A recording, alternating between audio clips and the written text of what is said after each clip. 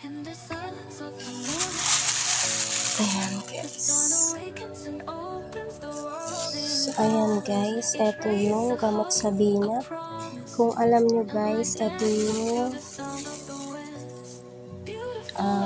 sibuyas di costa daw. Ayan, nilalaga daw to at ito yung ginagamot sa binat. Lalagain daw to sa ano ba yun? Sa lata ng sardinas. At ito naman ang kuyot ba yun? Ito yung kasama guys. Dalawang klase. Ito yung kumakapit daw sa mga ang puno na mapilit siya, yung malagkit. Ayan o. Ayan kung nakita nyo, malagkit siya. Ayan.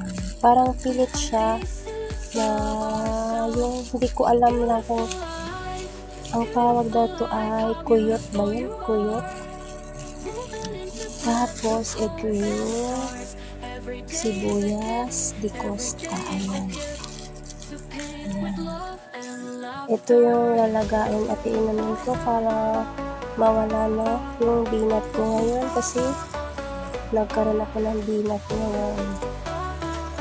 So, i-update ko kayo kapag nalaga na to at kung ano yung pakiramdam sa aking katawan kapag nainom ko na. Ito, dalawang klase lang yung iinumin ko ngayon. Ayan. So, salamat sa panonood. Pwede kayong mag-comment dyan at like and follow at share na din po na aking video. Thank you.